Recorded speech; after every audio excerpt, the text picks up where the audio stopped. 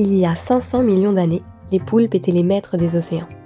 Avec le temps et le développement des espèces, les poissons ont pris le dessus.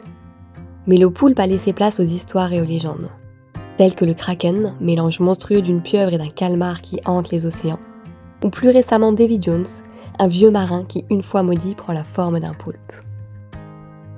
L'aspect du poulpe ne laisse pas indifférent, et ses capacités telles que le mimétisme, sa rapidité de déplacement et son intelligence attisent la curiosité. Le poulpe, comme le calmar et la seiche, a un corps mou. Il ne possède pas de squelette.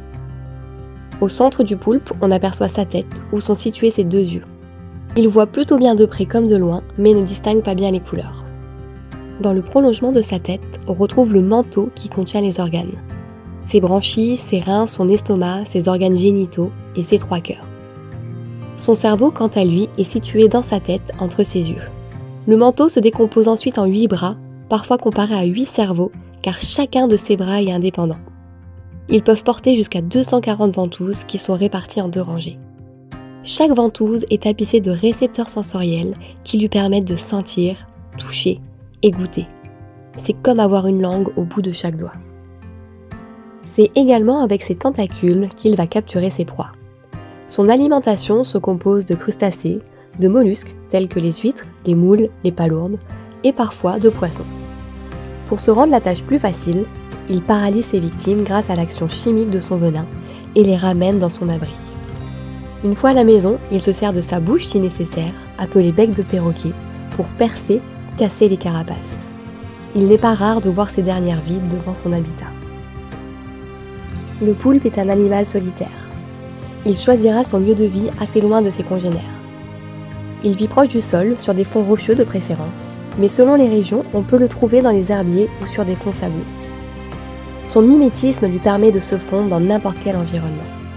Sa capacité à changer de couleur et de structure de peau est idéale pour tromper ses proies et se protéger des prédateurs tels que la murène, le congre, le mérou ou l'homme.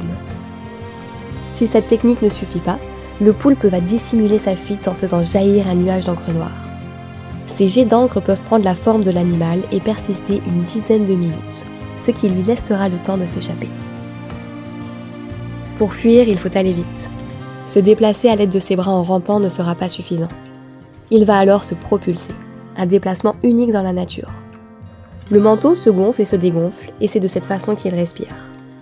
Pour se propulser, l'eau est aspirée par une fente entre ses 8 bras et expulsée par le siphon. Cela crée un courant qui propulse l'animal.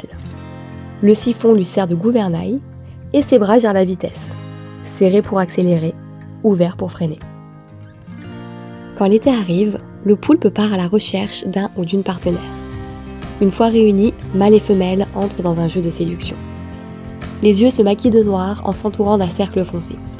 La femelle fait une beauté aux ventouses du mâle qui en profite pour les exhiber et lui tendre les bras. C'est par sa 3e tentacule, à droite en partant du milieu de la tête, appelée ectocolite, que le mâle va féconder la femelle. Elle pondra ses œufs 1 à 2 mois après l'accouplement et restera près d'eux sans s'alimenter jusqu'à l'éclosion, environ 1 à 4 mois plus tard suivant la température de l'eau. Ce comportement de protection causera sa mort. Le mâle ne vit pas beaucoup plus longtemps, entre 1 et 2 ans. Les juvéniles grandiront seuls et apprendront par eux-mêmes l'ensemble de leurs facultés. Le poulpe est un animal complexe et il y a encore beaucoup de choses à expliquer et à découvrir. On vous dit à bientôt pour de nouvelles aventures sous-marines.